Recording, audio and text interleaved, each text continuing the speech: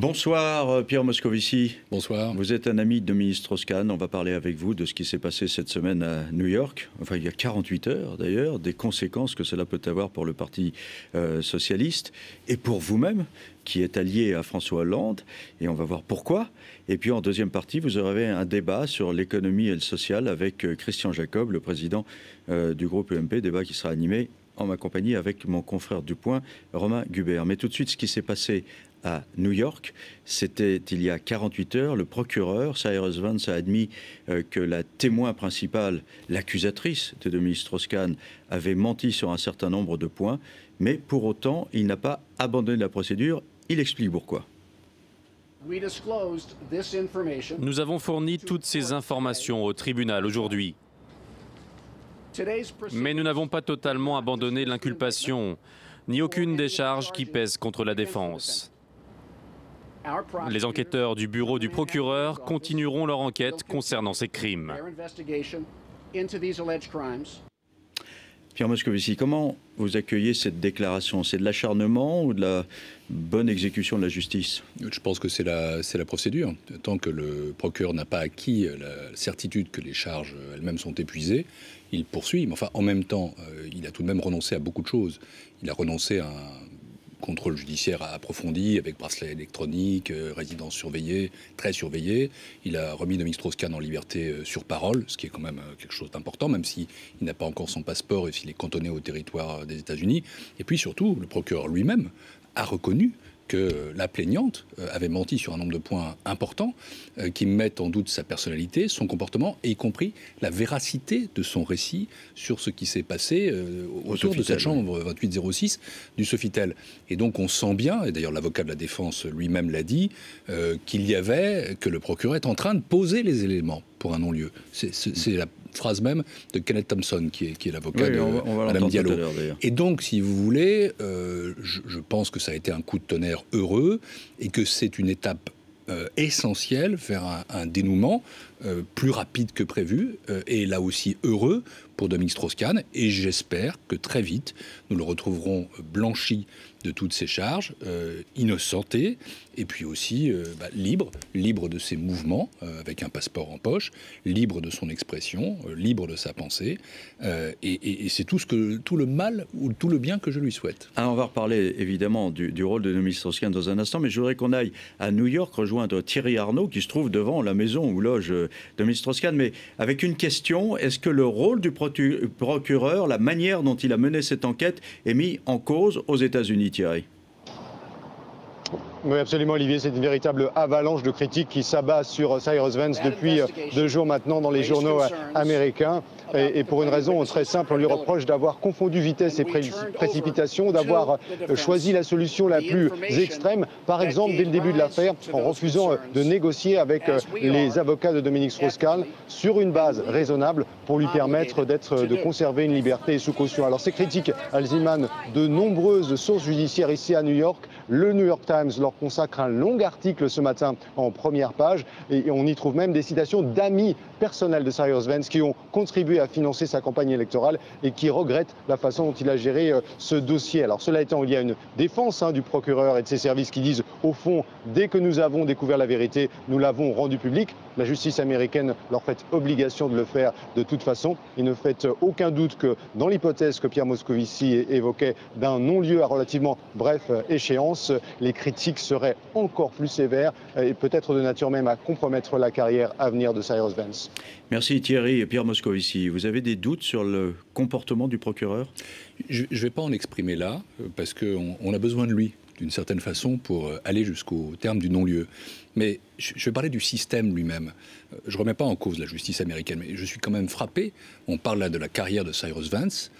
La façon dont les choses se sont passées, la manière dont on a jeté Dominique en pâture aux médias, pardonnez-moi, mais aussi à un certain engrenage judiciaire. Pensez que cet homme, qui était quelques jours avant le directeur général du FMI, un des hommes les plus puissants de la planète, un candidat potentiel à l'élection présidentielle, il a quand même dormi quelques nuits en prison.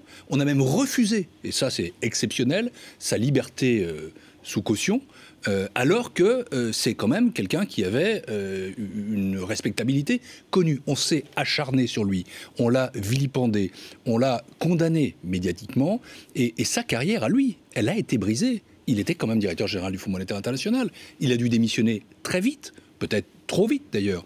On l'y a poussé. Et donc, si vous voulez, il s'est trouvé, oui, déshonoré publiquement. Et je trouve que cette forme-là ressemble davantage à de l'injustice qu'à de la justice. Pensez que ça a pu briser sa vie, ça aurait pu briser sa vie, et la vie de sa famille, la vie de ses amis aussi. Moi, je suis, quand je pense à ça, pas amer, mais en colère par rapport à ce qui s'est passé, et c'est pour ça que j'espère maintenant qu'on va aller très vite vers la liberté totale pour Dominique Strauss-Kahn. Alors, vous parliez de Kenneth Thompson tout à l'heure, l'avocat de la plaignante. Alors, effectivement, il en veut au procureur parce qu'il pense que le procureur va aller vers l'arrêt des poursuites. Et lui, il a tenu à préciser que sa cliente était toujours ferme dans l'accusation et même il a décrit la scène au Sofitel de façon extrêmement crue. On l'écoute. Ensuite, il a attrapé son vagin avec une telle force qu'il lui a fait mal. Il a attrapé son vagin avec une force telle qu'il a causé des blessures à cette femme. Lorsque Dominique Strauss-Kahn a jeté la victime au sol, il a déchiré un ligament sur son épaule, dans son épaule. Ça, c'est un fait médicalement avéré. Alors, pour vous, c'est un avocat qui défend sa cliente ou il est en train d'expliquer que finalement c'est toujours pareil, les puissants l'emportent sur les pauvres et les opprimés? Je pense que c'est un peu ça. Je crois qu'il met la pression sur le procureur, car il dira ensuite, si le procureur a un non-lieu, voyez-vous, c'était effectivement un homme puissant et riche face à une pauvre femme, et donc on a donné une fois de plus raison aux puissants. Mais en écoutant ça, franchement, je n'ai jamais cru à ça, et je ne le crois toujours pas. Ça me paraît invraisemblable. Et pour le coup, il nie aussi un certain nombre d'évidences, parce que, pardonnez-moi, je ne veux pas entrer dans le dossier, mais j'ai lu la lettre que le procureur lui-même a adressée aux avocats de Dominique Strauss-Kahn, dans laquelle il disait que, après la scène telle qu'elle se serait passée, loin d'avoir été prostrée tout de suite, elle était allée nettoyer la chambre d'à côté, puis cette chambre-là. Il y a un certain nombre d'invraisemblances de tout ça, mais encore une fois, c'est à la justice de dire ce qu'elle doit dire, mais j'ai toujours cru à la présomption d'innocence. Et la leçon que je tire de tout ça, c'est que la présomption d'innocence, c'est un principe sacré. C'est que nul ne doit pouvoir être condamné par avance. C'est que l'honneur d'un homme ou d'une femme ne peut pas être sali ainsi. Et quand j'entends ça, j'ai l'impression qu'au fond, il y a quelque chose de très politique dans le rapport entre l'avocat et le procureur. Un procureur qui est amené à reconnaître lui-même ses erreurs et dont on sent qu'il va vers un non-lieu. On veut, d'une certaine façon, le lui faire payer doublement. Doublement parce qu'il se serait trompé dans la manière dont il aurait traité Dominique Strauss-Kahn, et aussi lui faire penser qu'il serait trop indulgent avec lui. La plainte de Nafissatou Diallo remonte au 14 mai.